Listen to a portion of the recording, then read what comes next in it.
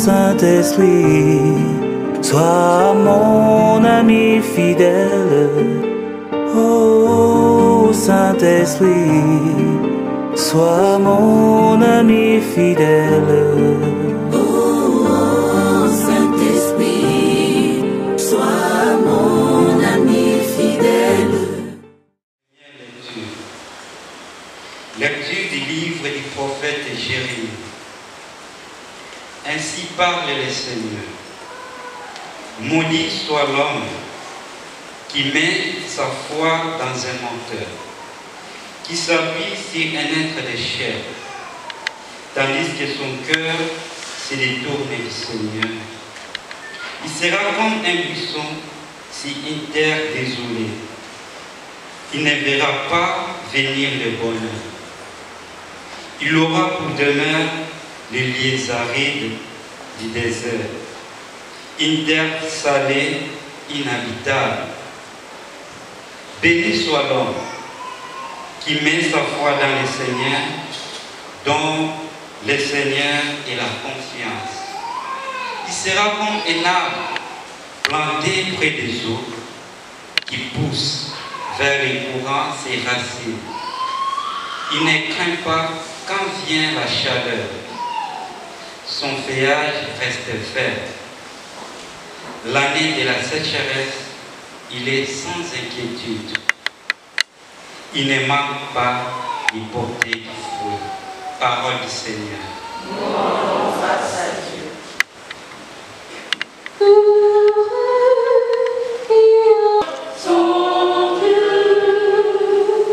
Heureux l'homme qui n'entre pas au conseil des méchants, qui ne suit pas le chemin des pécheurs, ne siège pas vers ceux qui ricanent, mais c'est plus dans le nom du Seigneur et de sa loi jour et nuit.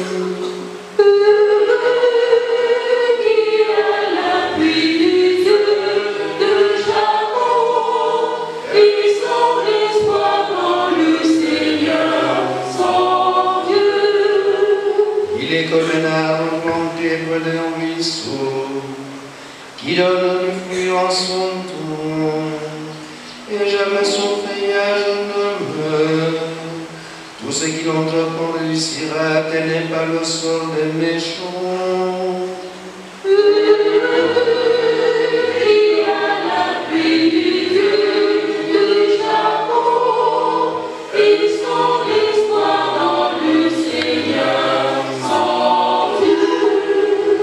Ils sont comme la paille évaluée par le vent. Le Seigneur connaît le chemin des justes, mais le chemin des méchants se perdra.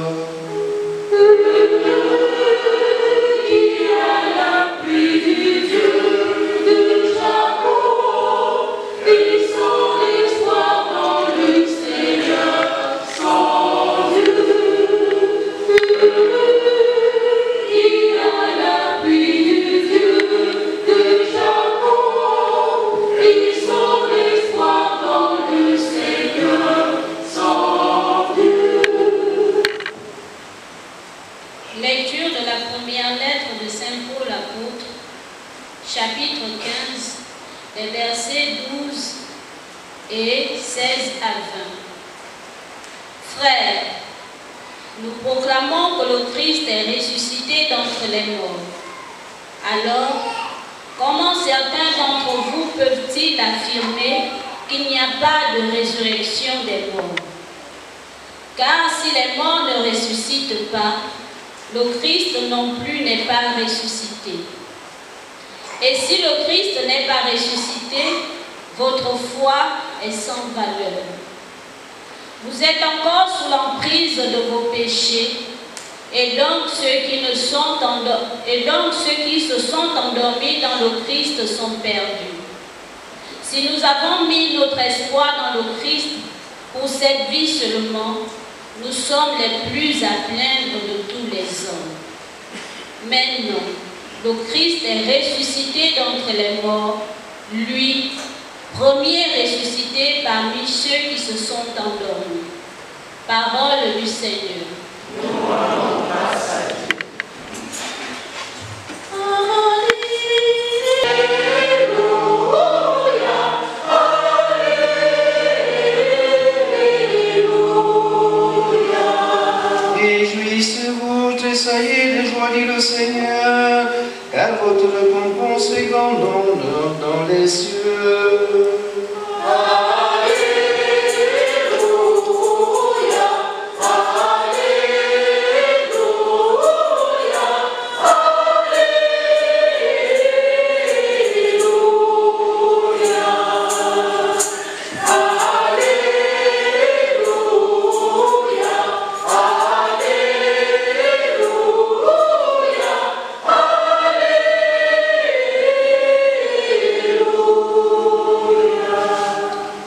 Le Seigneur soit avec vous.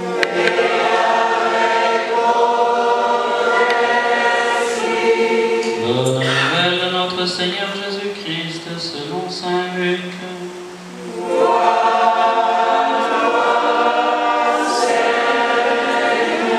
En ce temps-là, Jésus descendit de la montagne avec les 12 et s'arrêta sur un terrain plat. Il y avait là un grand nombre de ses disciples et une grande multitude de gens venus de toute la Judée de Jérusalem et du littoral de Tyr et de Sidon. Et Jésus, levant les yeux sur ses disciples, déclara: Heureux vous les pauvres, car le royaume de Dieu est à vous. Heureux vous qui avez faim maintenant, car vous serez rassasiés. Heureux vous qui pleurez maintenant, car vous rirez. Heureux vous quand les hommes vous haïssent et vous excluent, quand ils les insultent et rejettent votre nom comme méprisable à cause du Fils de l'homme. Ce jour-là, réjouissez-vous, tressaillez de joie, car alors votre récompense est grande dans le ciel. C'est ainsi en effet que leur père traitait les prophètes. Mais quel malheur pour vous les riches, car vous avez votre consolation. Quel malheur pour vous qui êtes repus maintenant, car vous aurez faim. Quel malheur pour vous qui riez maintenant, car vous serez dans le deuil et vous pleurerez. Quel malheur pour vous, lorsque tous les hommes disent du bien de vous. C'est ainsi en effet que leur père traitait les faux prophètes.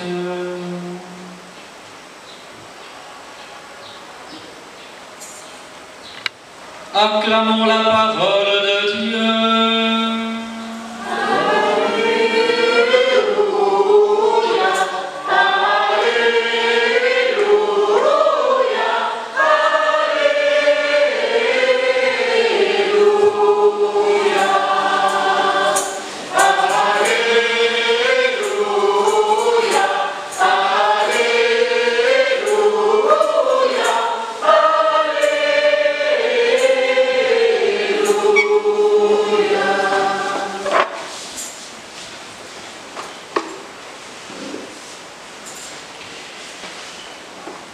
Heureux est l'homme qui met sa foi dans le Seigneur. Heureux est l'homme qui n'entre pas au conseil des méchants, que ne suit pas le chemin des pécheurs, ne siège pas avec ceux qui ricanent, mais se plaît dans la loi du Seigneur et murmure sa loi jour et nuit. Il est comme un arbre planté près d'un ruisseau, qui donne du fruit en son temps, et jamais son feuillage ne meurt. Tout ce qu'il entreprend réussira. Tel n'est pas le sort des méchants, mais ils sont comme la paille balayée par le vent. Le Seigneur connaît le chemin des justes, mais le chemin des méchants se perdra. Bien-aimés, c'est en ces termes que nous fait prier la Bible en cette célébration eucharistique. Et cette prière met en avant, on peut dire, dans notre humanité, deux catégories de personnes, dont l'une est qualifiée d'heureuse et l'autre de malheureuse. La première, bien sûr, c'est l'homme juste, la femme juste. La deuxième, c'est le pécheur, encore appelé le méchant. L'homme qui se rit la loi du Seigneur, l'homme qui ne met pas sa foi dans le Seigneur. Et tel que ce jour, voilà vers quelle direction il nous oriente. Il s'agit pour nous en ce jour de choisir de mettre notre confiance dans le Seigneur. Mettre sa confiance dans un être humain, nous en avons l'expérience. De quoi s'agit-il? Eh bien, lorsque nous mettons notre confiance en quelqu'un, ça veut dire que nous n'avons pas peur de la personne. Ça veut dire que nous sommes sûrs que nous pouvons compter sur la personne. Ça veut dire qu'auprès de cette personne, nous avons une certaine assurance. Ça veut dire que pour cette personne, nous n'hésitons pas à nous confier. Ça veut dire que pour cette personne, nous la considérons comme un appui important pour notre vie. Et ça veut dire que à cette personne, ou sur cette personne, nous pouvons abandonner, confier des choses importantes de notre vie, sans crainte qu'elle n'abuse de notre confiance, sans crainte qu'elle n'abuse de notre amitié, sans crainte qu'elle n'abuse de nous. La confiance, mes bien-aimés, fait partie de la vie humaine. Il n'y a pas de chemin pour deux humains si celui-ci n'est pas tissé sur la confiance. Il n'y a pas de route possible pour deux humains, de route possible ensemble, j'entends, si il n'y a pas réciprocité dans la confiance. Vous pouvez élargir ça à tous les domaines de la vie et à tous les domaines de la société. La confiance fait partie de la vie humaine. Mais, si nous avons l'expérience de la confiance, parce que nous sommes tout simplement des humains, et que tout humain compte toujours à un moment donné sur l'autre, à commencer par les enfants qui doivent pouvoir compter sur leurs parents. L'expérience de la vie humaine nous enseigne, hélas, que notre confiance est toujours plus ou moins abusée, trahie. Les chemins de la vie sont parfois si surprenants qu'on est déçu là où on attendait le moins de la trahison. Les chemins de la vie sont tels que parfois, là où on attendait le réconfort, c'est là que l'on reçoit le rejet, la condamnation, le mépris, la trahison, l'incompréhension. En d'autres termes, la vie humaine manifeste que mettre sa confiance en l'homme est toujours périlleux. La vie nous convainc par l'expérience. C'est au-delà, comment dire, du raisonnement ou de la réflexion. C'est de l'ordre de l'expérience humaine universelle. La vie nous contraint, que nous le voulions ou pas, à nous rendre compte qu'à mettre sa confiance en l'homme, on finit toujours par être déçu et trahi. Est-ce à dire que nous n'avons pas besoin de mettre notre confiance en l'homme? La réponse est non, puisque je vous l'ai dit, la confiance fait partie de la vie sociale. Il n'existe pas un seul homme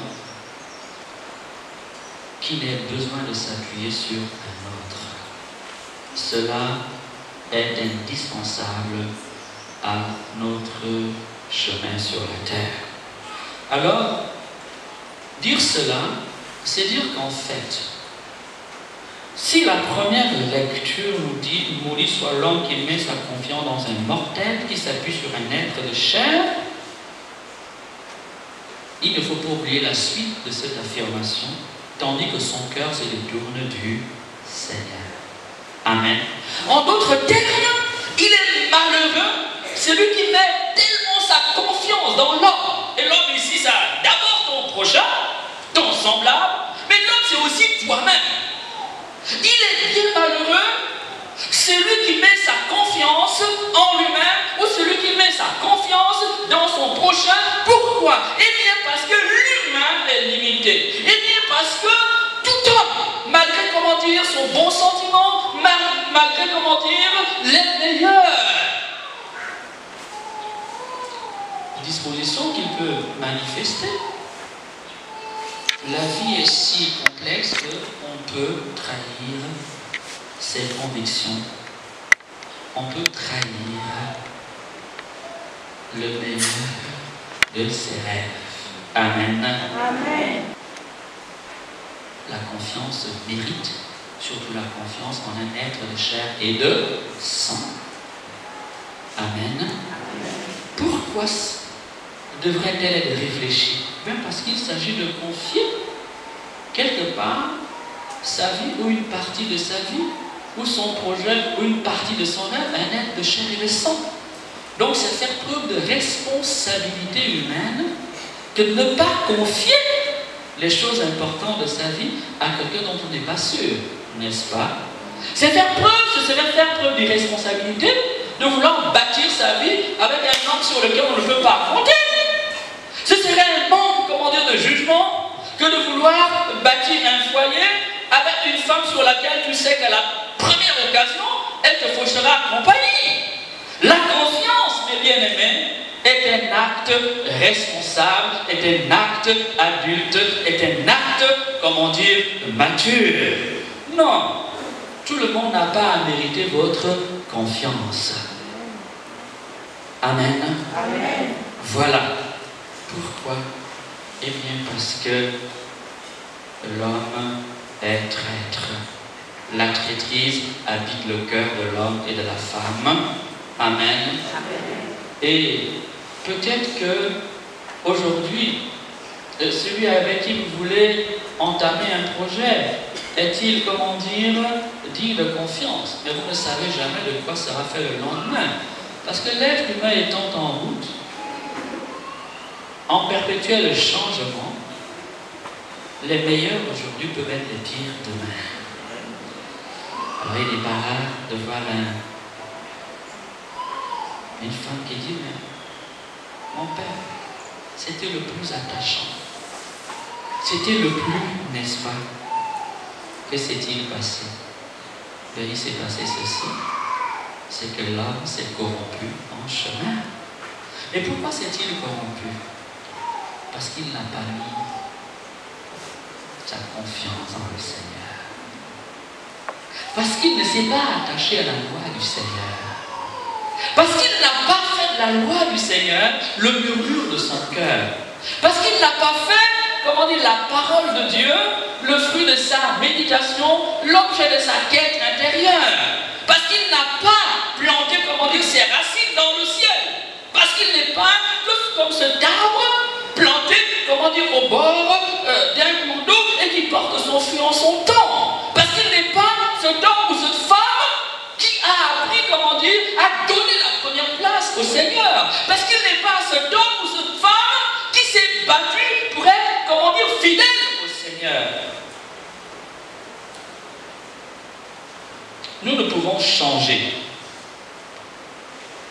positivement dans la durée que parce que Dieu nous soutient. Hélas, c'est un constat que vous ferez en son temps. L'être humain, quand bien même il lui arrive d'être capable de bonnes choses, il n'est pas capable de bonnes choses dans la durée. L'être humain est parfois plus enclin aux mauvaises choses qu'aux bonnes choses. Il est parfois parfois et souvent plus aisé à l'être humain de faire les mauvaises choses que les bonnes choses. La conquête des bonnes choses requiert de la persévérance, de l'effort, de la détermination, de l'endurance. Le chemin du paradis, comme dit Jésus, est un boulevard, une autoroute, une voie large et spacieuse. Amen. Et c'est pour cela que ce chemin est un chemin de facilité et que l'on le prend à la va-vite et qu'on le prend aisément. Et que plus on y est engagé, plus il est difficile, comment dire, de faire halte et de faire marche arrière. Oui, il est toujours plus facile de descendre une pente que de la monter. Donc, on va dire, l'acquisition du bien, nous sommes comme invités à une conquête de nous-mêmes, à une forme d'élévation, à une forme de dépassement permanent, qui, nous le savons parce que nos forces sont limitées, parce que même avec l'âge, nos forces ont tendance à s'amenuiser, à se réduire. Cette conquête du bien nous deviendra toujours de plus en plus difficile. Amen. Amen. Amen. Amen. L'homme, quand bien même il est parfois capable de bien, il lui est difficile d'être capable de bien toute sa vie, sans une grâce particulière du Seigneur. Amen. Amen. Le maître mot des textes de ce jour, c'est la confiance.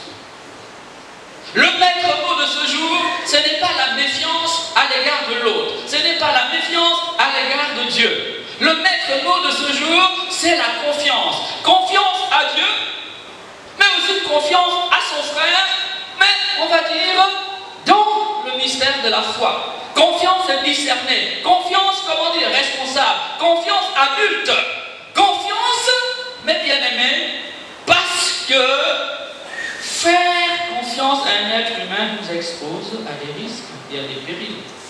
Amen. Amen. Je crois que c'est la première chose que je voulais qu'on retienne des textes de ce jour. Maintenant, pourquoi nous faut-il faire confiance à Dieu? Pourquoi? Eh bien, on peut dire que de manière générale, la foi nous en donne une réponse. Nous devons faire confiance à Dieu parce que nous tenons tout de Dieu. Il est le Créateur. Créateur, maître de toutes choses. Pourquoi devons-nous faire confiance à Dieu?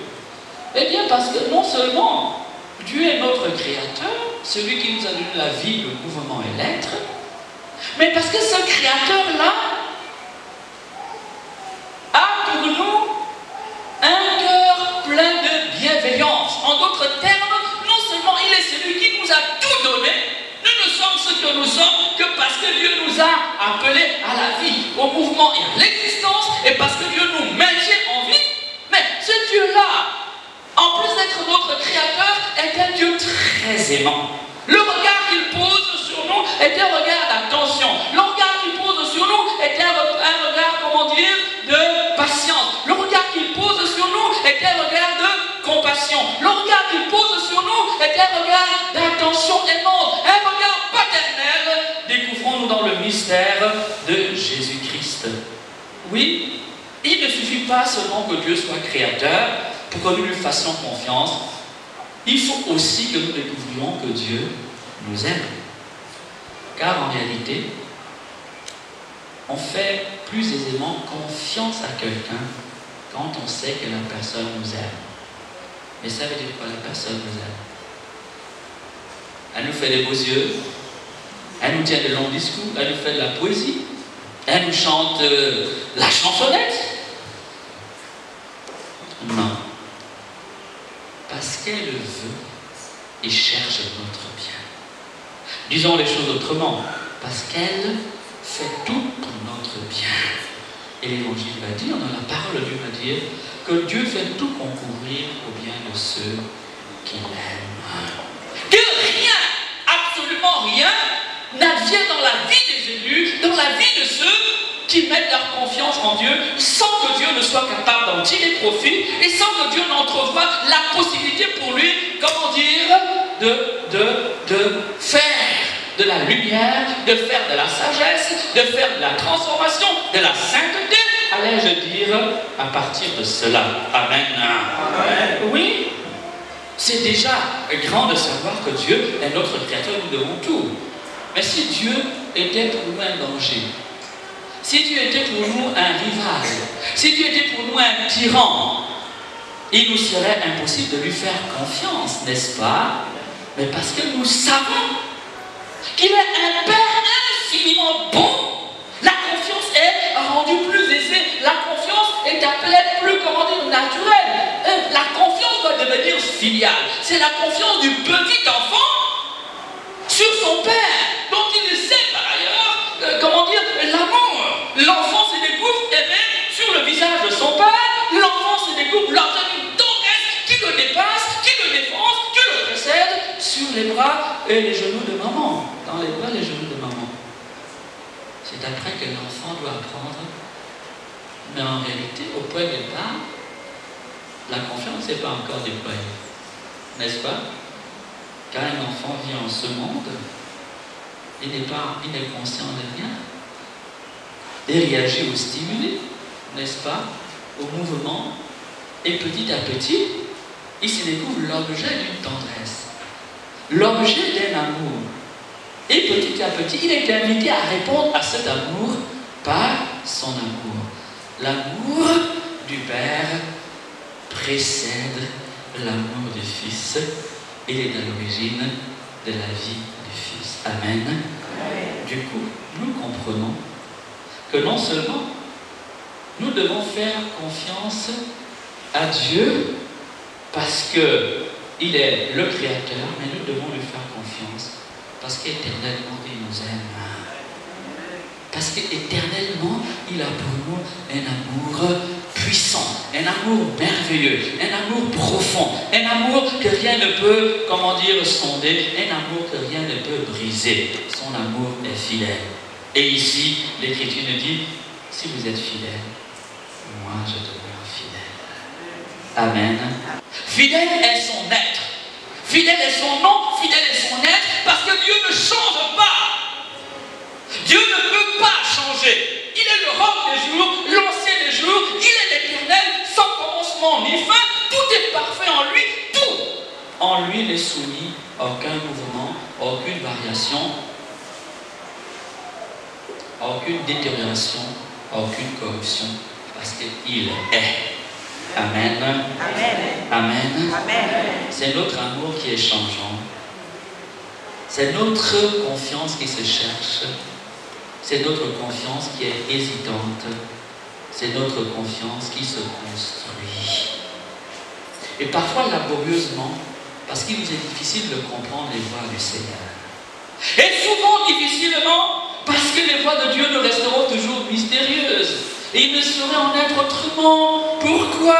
Eh bien parce que c'est Dieu le maître de toutes choses, c'est Dieu le créateur de toutes choses, si Dieu est le créateur de l'intelligence, et si la nature et l'esprit humain est déjà si complexe, notre petit ordinateur là ambulant, portable, ne peut que balbutier sur les voies de la sagesse divine. Amen. Amen. Traduisez l'intelligence limitée, pauvre, taponnant, qui se cherche, que tu es, que je suis, ne peut pas tout percevoir les desseins de la sagesse de Dieu. Amen. Amen. Amen. Oui, la confiance est un acte intelligent. La plupart du temps, elle est plus ou moins, comment dire, spontanée. Parce que nous nous fions souvent aux apparences. Parce que souvent, spontanément, le cœur nous incline à nous appuyer sur un tel, à faire confiance à un tel. Parce que le langage non-verbal nous influence. Parce que la tête d'un tel nous plaît bien. Et nous pensons spontanément qu'il faut lui faire confiance. Mais si la confiance est un acte responsable, un acte adulte, un acte mature, c'est que nous avons besoin de réfléchir avant de donner notre confiance au premier venu. Amen. Amen. Amen. Du coup aussi, c'est important de comprendre qu'il faut faire confiance à Dieu. Et c'est ce que je m'évertue à faire. Amen. On va se répéter. Pourquoi devons-nous lui faire confiance à Dieu? Parce que Dieu est notre Créateur. C'est à lui, c'est de lui que nous tenons la vie, le mouvement et l'être. Pourquoi devons-nous lui faire confiance? De la première page à la dernière page de la Bible, la révélation et le meilleur de la pensée humaine sur le mystère de Dieu nous déroule, nous enseigne que Dieu est bonté, mystère de bonté, il est bon. On ne peut pas faire confiance à un méchant. On ne fait pas alliance avec un méchant. Ah, vous avez compris? Ceux qui vont faire un pacte avec le diable, vous serez abusés et trompés. Ceux qui font un pacte avec le diable, vous êtes d'avance vaincus et battus. À moins que le Christ ne vous sauve, à moins que vous ne criez à Jésus-Christ, vous êtes perdus sur toute la ligne. On ne peut pas faire confiance à un méchant. Et Dieu ne t'appelle pas à faire confiance aux méchants. Mais malheureux est l'homme qui met sa foi dans un mortel, essayant de décliner dans un méchant. Amen. Amen. Il est bien malheureux. Il s'expose lui-même à toutes sortes de périls. Il s'expose lui-même à toutes sortes de misères et de galères. Amen. Amen. Amen. Amen. Nous devons lui faire confiance parce que c'est un Père très aimant. Nous devons lui faire confiance parce que fidèle est son nom. Son amour ne change pas. Son amour n'a pas changé. Son amour ne changera point. Son amour est comme infiniment grand pour nous. Il ne peut connaître aucun changement, aucune variation, aucune forme de corruption. Dieu est, il est l'éternel, le Seigneur des Seigneurs, celui qui est au-dessus de toutes choses, l'alpha, l'oméga, le premier, le dernier, n'est-ce pas? Il est, il était et il vient. Disons-nous dans la doxologie que nous faisons à chaque début de célébration. Amen. Amen. Amen. Amen. Mais on peut aller plus loin. Pourquoi faut-il faire confiance à Dieu? Pourquoi? Pour trouver d'autres réponses. Eh bien, parce que non seulement nous découvrons, ou on nous découvre, ou alors nous faisons l'expérience de l'amour de Dieu, de la bonté de Dieu, et nous comprenons que nous sommes, comment dire, donnés à nous-mêmes par le Créateur suprême. Mais la révélation nous montre que Dieu a fait des promesses. Amen. Dieu nous a assuré que celui qui lui fait confiance ne sera jamais déçu. Que celui qui marche selon ses voies, celui-là a un avenir. Oh, le méchant n'a point d'avenir. Le méchant n'a point de futur. Son futur est d'avance, comment dire, connu. Le méchant n'a pas d'avenir. Sa vie se limite, comment dire, à ce monde qui passe et qui vient. Le méchant n'a pas d'avenir éternel. Mais bien aimé, il marche vers sa destruction. Le méchant n'a pas d'avenir tant qu'il ne se tourne vers le Seigneur, tant qu'il ne revient à la lumière et au bien, tant qu'il ne revient, comment dire, à bâtir sa vie sur le bien et sur l'amour de l'autre. Amen. Amen. Amen. Amen. Oui, la deuxième lecture nous laisse pressentir. Ce n'est pas seulement le méchant, c'est aussi l'incroyant. Dans la deuxième lecture, nous proclamons Jésus, un Messie, ressuscité d'entre les morts. L'apôtre Paul dit: si le Christ n'est pas ressuscité, votre foi est sans valeur. Vous êtes encore sous l'emprise de vos péchés. Si nous avons mis notre espoir dans le Christ pour cette vie seulement, nous sommes les plus à plaindre de tous les hommes. Maintenant, le Christ est ressuscité d'entre les morts. Lui premier ressuscité parmi ceux qui se sont endormis. Amen. Nous pouvons faire confiance à Dieu. Parce qu'il nous a promis qu'à nos actes de bonté, de vérité, d'équité, à nos actes de paix, de pardon, de fidélité. Parce qu'il nous a promis que si nous mettons sa loi au sommet de notre vie et de notre joie, en lui, nous avons un avenir éternel. Il y a un avenir de lumière et de gloire qui nous attend. Il y a un avenir, comment dire, de paix éternelle qui nous attend. Il y a un plein bonheur qui nous attend. L'homme n'est pas fait uniquement pour cette vie. L'homme n'a pas pour destination finale cette vie. L'homme est en passage sur la terre. L'homme est, comment dire, dans une traversée en ce monde. Chaque homme que nous enterrons nous le rappelle. Chaque fois que nous allons au cimetière, cela nous est rappelé. Chaque fois que nous assistons à des funérailles, nous sommes en train de voir quelle est la finalité de cette existence matérielle. Elle a eu un commencement, elle a eu une fin. Mais pour l'homme qui met sa foi dans le Seigneur, pour l'homme qui met sa foi dans le Seigneur, il y a un avenir. Et cet avenir, c'est la résurrection. Amen. Pour l'homme qui vit pour le Seigneur, qui a accepté de bâtir sur la loi du Seigneur, et qui est l'objet de l'exclusion, l'objet de la haine et du mépris, l'objet de la diffamation, il y a une joie.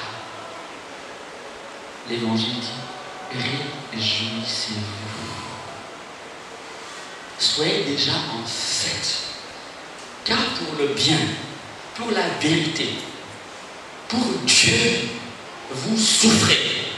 Et si Dieu est juste, comment ne récompenserait-il pas au-delà ceux qui mettent en lui leur espérance, leur confiance, leur assurance? Amen. Amen. Oui, heureux, vous qui aurez pu, comment dire, voler et qui assumez votre existence du mieux que vous voulez, alors que vous avez toutes sortes d'opportunités pour vous voler, alors que même au milieu, on vous est nargué, on vous tourne en dérision, on vous tourne en bourrique, par, comment dire, des gens qui n'ont pour comment travail que le vol. Heureux es-tu, car à cause de ta fidélité, le royaume de Dieu t'appartient. Amen. Amen. Heureux es-tu, toi qui as faim. Parce que simplement, tu assumes ta condition présente honnêtement. Amen. Amen. Tu vis ta vie humaine en fidélité à Dieu. Ah, mais bien aimé, la fidélité coûte cher. L'honnêteté a un prix. Et ce prix, ça peut être les larmes, ça peut être la faim, ça peut être la souffrance, ça peut être le rejet, ça peut être l'incompréhension, ça peut être l'exclusion, ça peut être la persécution, ça peut être la diffamation, ça peut mettre dans certains cas la mise à mort.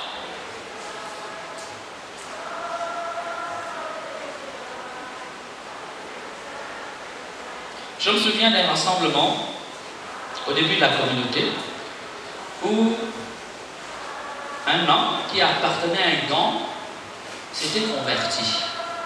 C'est converti. Vous savez, parfois dans des assemblées comme ça, tout le monde n'est pas pour écouter Dieu, hein, rassurez-vous. Il y avait un voleur de grands chemins dedans. Et il venait pour faire son boulot, entre guillemets. Et Dieu le touche. Amen. Il se convertit, il rend témoignage. Quand il le pour dire, écoutez, vraiment, voilà ce qui s'est passé pour moi. Dieu est vraiment vivant. Il m'a sauvé, il m'a libéré. Je vous invite vous aussi à faire le même chemin. Peu importe, vous êtes libre, mais sachez que je ne ferai plus jamais partie des vôtres.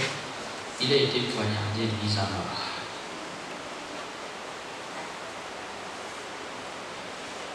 Amen. Amen. Dieu dit, nous n'avons pas mis notre confiance dans le Seigneur uniquement pour cette terre. Parce que la vie nous montre que le méchant prospère, n'est-ce pas? Remarquez ça? La vie nous montre qu'un bandit peut être acclamé, applaudi, porté au lit, n'est-ce pas? Le bonheur proclamé par Jésus, mes bien-aimés, n'est pas lié ou confiné ou prisonnier du bonheur terrestre. C'est le bonheur de celui à qui Dieu, comment dire, appartient. C'est le bonheur de celui qui est détenteur désormais des récompenses divines. C'est le bonheur de celui à qui tu as promis, car en vertu de ta fidélité à ma loi, je te glorifierai.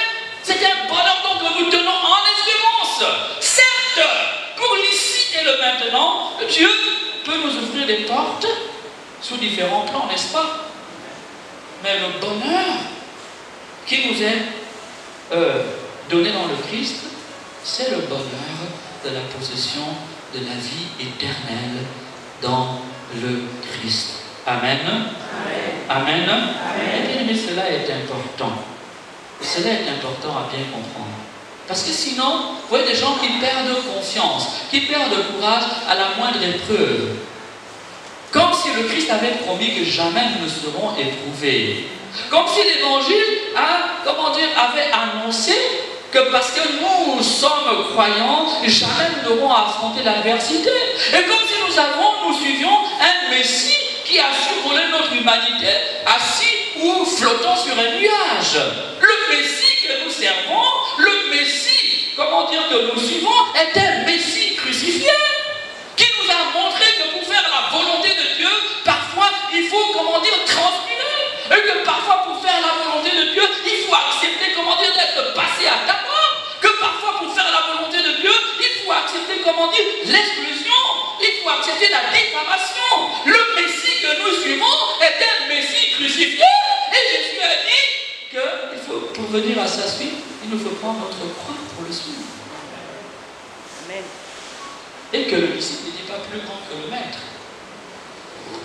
Si le maître a été persécuté, les disciples participeront à la souffrance du maître. Notre condition ici-bas sur la terre est celle-là. Mais bien aimé, c'est important de dire tout cela. Pourquoi? Eh bien parce que sinon, nous allons béatifier tous ceux qui ont faim. Ok. Tu te lèves le matin, comme ça, tu n'as rien à manger. Au lieu de te battre pour travailler, dis bien heureux les affamés. Ok. Si tel ou tel cas, il faudra envoyer toute l'Afrique. Au 99% des Africains iront au ciel. Ok?